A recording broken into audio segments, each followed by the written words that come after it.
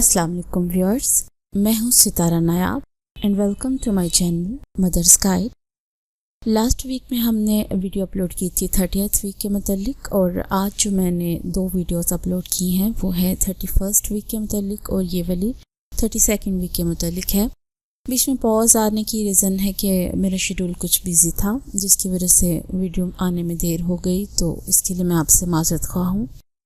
तो let's start with the topic, the complete information about 32nd week of pregnancy, यानी कि हमल के 32वें हफ्ते से मुतल्लिक मुकम्मल मालूमात। और ये सारी जनरल मालूमात होती हैं।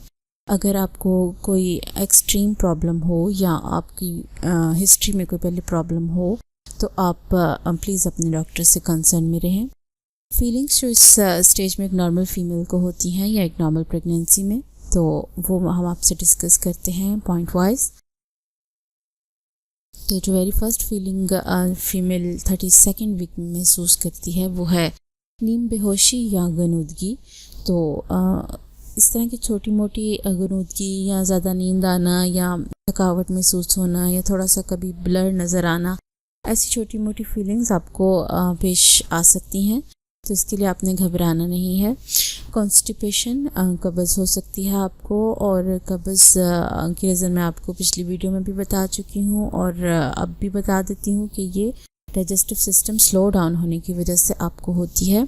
लेग क्रैम्प्स, इसके लिए मैं आपको जो टिप्स ऑफ प्रेगनेंसी के नाम से वीडियो है उसमें आपको एक्सरसाइजेस बता चुकी हूँ, तो आप देख सकते हैं कि टांगों में जो खिंचाव है उससे आप किस तरह छुटकारा पा सकती हैं।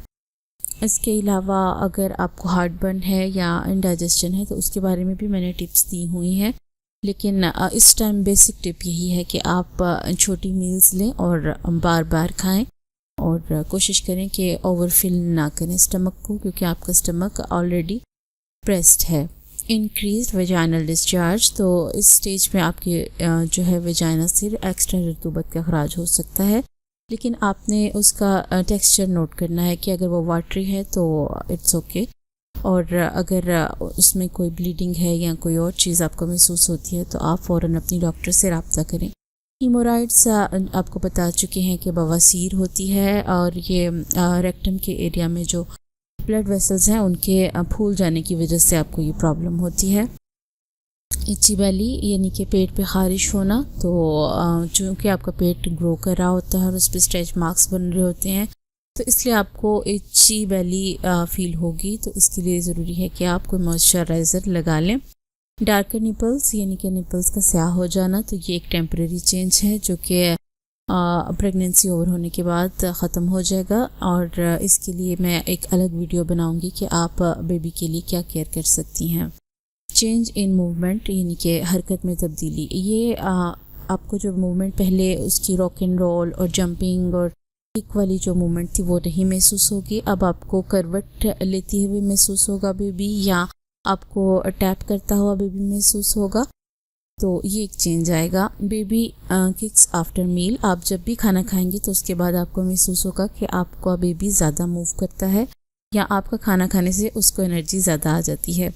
लोअर बैक पेन, कमर के निचले हिस्से में दर्द, तो ये आपका ग्रेविटेशनल सेंटर चेंज होने की वजह से है, और आपका जो पेट आगे की तरफ ग्रो कर गया हुआ है और यूट्रस का वज़न है, इसकी वजह से आपको ये प्रॉब्लम फेस करनी पड़ती है।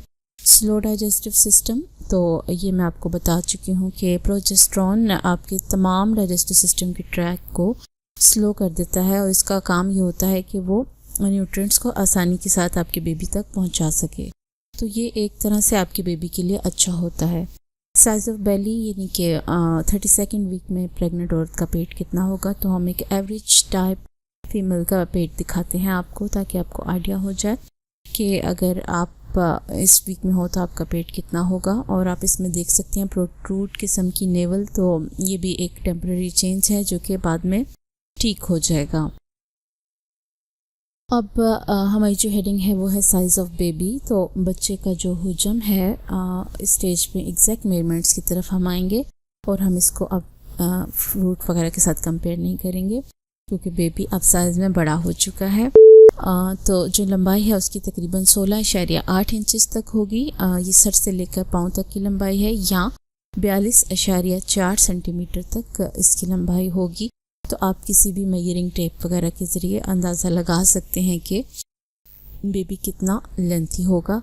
और वेट अगर हम डिस्कस करें तो 3.7 से 3.8 पाउंड तक उसका वज़न होगा और ये तकरीबन 4 पाउंड के करीब करीब होगा। इसमें थोड़ा बहुत वेरी कर सकता है, बच्चे की जो ग्रोथ है वो मदर की ग्रोथ के हिसाब से ही होती है।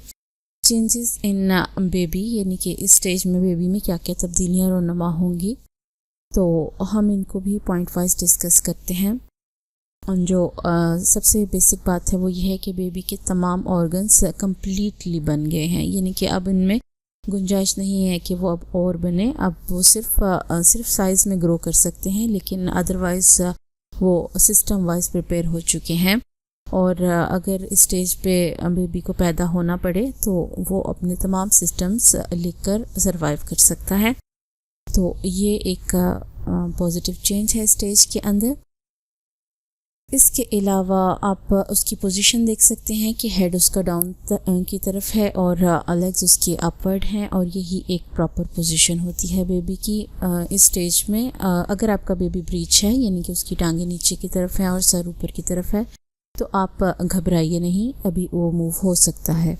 Babies respiratory system is practising, यानी कि बच्चे का निज़ाम तनफ़ुस मश्क करता है, यानी कि वो वैसे तो एमनियोटिक फ्लूइड के अंदर ही उसको इनटेक करता है और बाहर निकालता है, लेकिन वो प्रैक्टिस करता है कि किस तरह से लंग्स काम करते हैं और किस तरह से आप हवा को एक्सहेल और इनहेल कर सकते हैं। तो ये सारी प्रैक्टिस वो इस स्टेज से शुरू कर देता है, ताकि जब वो बाहर के माहौल में आए तो वो सरवाइव कर सके और उसके जो लंग्स हैं वो प्रॉपर तरीके से वर्क कर सकें। तो जब बेबी पैदा होने के बाद रोता है तो वो फर्स्ट उसके हवा का इनहेल होता है जो वो लंग्स की तरफ लेके जाता है, इसीलिए इसको एक पॉजिटिव साइन समझा जाता है। Babies digestive system is ready to go, यानी बच्चे का निज़ाम इंहज़ाम इतना ज़्यादा प्रिपेयर हो चुका है कि वो अब पैदाइश के लिए रेडी है। तो अगर वो स्टेज के ऊपर उसकी बर्थ हो जाती है तो उसका डाइजेस्टिव सिस्टम प्रॉपर वर्क करेगा और उसको कोई प्रॉब्लम पेश नहीं आएगी। तो ये एक चेंज स्टेज के ऊपर है कि आप देख सकते हैं कि तमाम बेसिक सिस्टम्स और तमाम बेसिक जो है सेंसेस हैं 5 की 5 वो प्रॉपर तरीके से काम करेंगी।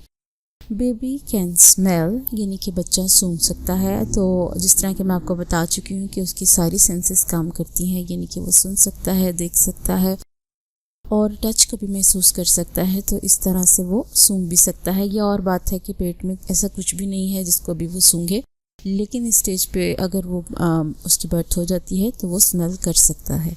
तो ये एक चेंज उसमें इस स्टेज में आया है कि उसका जो सूंघने का निज़ाम है वो स्टार्ट हो चुका है, वर्किंग पोजीशन में आ चुका है और उसके जो सेंसरी जो बर्ड्स हैं वो क्रिएट हो चुके हैं और नाक उसकी प्रॉपर पोजीशन पे है।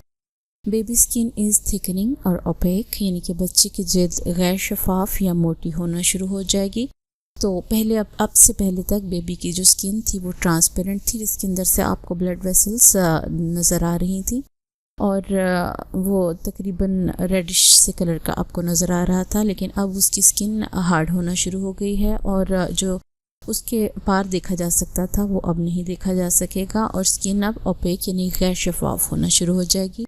तो जब बेबी पैदा होता है तो ऑब्वियसली उसकी स्किन ओपेक ही होती है और थिक होती है। तो यहाँ से वो स्टेज स्टार्ट हो जाती है कि बेबी की स्किन अपनी प्रॉपर पोजीशन के ऊपर आना शुरू हो जाती है। इसके अलावा baby bones are continue to harden, यानी कि जो पिछले वीक से बच्चे की हड्डियां सख्त होना शुरू हुई थी वो मज़ीद होती रहेंगी और अपनी उस फॉर्म तक आ जाएंगी जिस स्टेज के ऊपर बच्चा पैदा होता है। तो जो बोन्स रह गई थी जो प्रॉपर हार्डन नहीं हुई थी वो इस स्टेज के ऊपर हार्डन हो जाएंगी, या जो कम हुई थी वो अब ज़्यादा हो जाएंगी ताकि वो बाहर के एनवायरनमेंट में सरवाइव कर सके। इसके अलावा अगर आप जेंडर की बात करें तो बेबी की जो जेनेटिक पार्ट्स हैं वो काम करना स्टार्ट कर देते हैं और अगर वो मेल है, जब बेबी अगर पैदा हो जाए तो आप इस डायग्राम से देख सकते हैं कि इस तरह से होगा और इतना उसकी हेल्थ होगी और वो सरवाइव कर सकता है।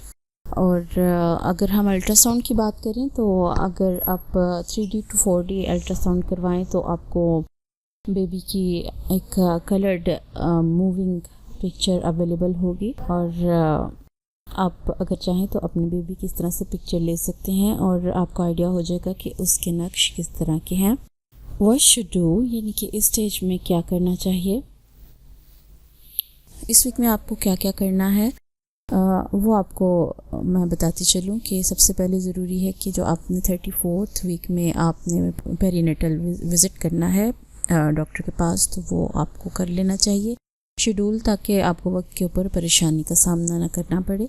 इसके अलावा जो फंडल हाइट है, जो मैं आपको पिछली वीडियोस में बता चुकी हूँ कि वो क्या होती है, तो वो तकरीबन 30 to 34 सेंटीमीटर तक होगी। और ये जो फंडल हाइट है ये तकरीबन आपके वीक्स के बराबर चल रही होती है। ये एक इंटरेस्टिंग किस्म का फ़ीचर है। और अगर आपके बेबी जुड़वा हैं तो आप उनकी पोजीशन वगैरह देख सकती हैं स्टेज के ऊपर, और अपनी हेल्थ के बारे में आप अपने डॉक्टर के साथ कंसर्न में रह सकती हैं। इस वीडियो में हमने आपसे जो बातें डिस्कस की हैं, अगर आप उसके अलावा भी कुछ जानना चाहें तो आप हमें कमेंट्स के ज़रिए या फेसबुक के इनबॉक्स के ज़रिए हमें मैसेज कर सकते हैं कि आप और किस चीज़ के बारे में गाइडेंस चाहती हैं। और अगर आपने अभी तक हमारे चैनल को सब्सक्राइब नहीं किया तो आप हमारे चैनल को सब्सक्राइब कीजिए और साथ बने हुए बेल बटन आइकन को भी प्रेस कीजिए, क्योंकि जब आप ये बेल बटन को प्रेस करेंगे तो नेक्स्ट आने वाली वीडियोस के आपको नोटिफिकेशन मौसूल हो जाएंगे और